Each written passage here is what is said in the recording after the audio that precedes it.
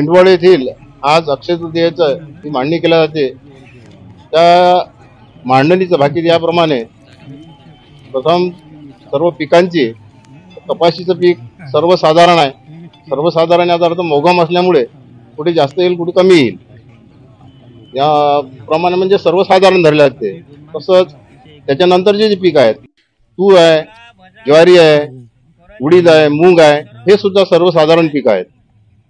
तिळाचं पीक चांगल्या प्रकारचं दाखवते, बाजरीचं पीक सुद्धा बरं दाखवते आणि रब्बी पीक आहेत। रब्बी पिकापैकी गहू चांगला दाखवते, हरभरा साधारण आहे, करडी चांगली आहे। याप्रमाणे एकूण म्हणजे प्रमुख पिकांचे याप्रमाणे भाकीत केले जाते। तसंच पावसाळ्यातच आहे तर पहिला महिना हा लहरी स्वरूपाचा राहील, कुठे कमी कुठे जास्त असा होईल।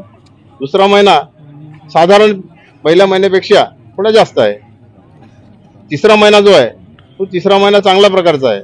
चौथा महिना जो आहे तो सुद्धा चांगला आहे आणि अवकाळी पाऊस सुद्धा भरपूर आहे।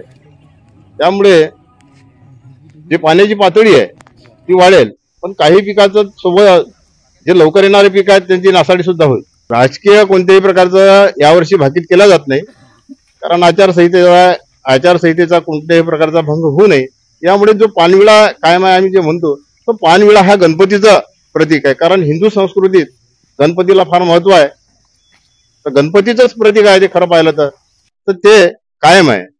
किती वाण ठेवून हे भाकीत केले जाते?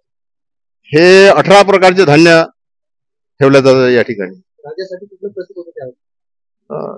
राजाचं कोणतं प्रतीक नव्हतं? मेंढवळ येथील रहिवासी आहे, तर बरेच वर्षापासून ही जी घटस्थापना होते ते घटस्थापना पाहण्याकरता येत असतो। तर त्याचे अनुभव असे आहेत की बरेच वर्षापासून जे येत असतो आम्ही पाहतो, अनुभवाला येतात, तर म्हणजे खरोखर ते खरेच ठरतात।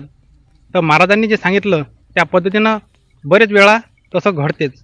पीक पाण्याचं, पावसाळ्याचं, आणखी राज्याचं कसं बोलू शकत नाही, पण सांगितलं तर काही फरक नाही पडत। जसं आपल्या अळानी मातानं बरं शाळेत, तर बरेच वेळा त्यांनी जे सांगितलं ते निश्चितपणे तसंच होते।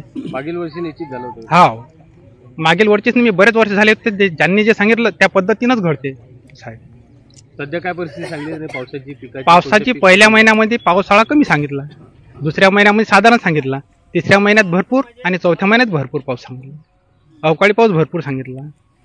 पीक कसं सांगितलं? पीक कपाशीचे मोगम दाखवलं जरा असं आहे ते, आणखी ज्वारीचं हे ते बाजरीचं पीक चांगलं दाखवलं। काय वाटतं तुम्हाला?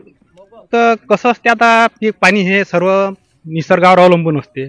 पावसाळा जर बराच ज्या ठिकाणी चांगला झाला त्या ठिकाणी भरपूर पाऊस येते, म्हणजे भरपूर पीक येते, आणि ज्या ठिकाणी कमी झालं त्यावेळेस जरा कमी होतं। त्या पद्धतीने त्यांनी सांगितल्याप्रमाणे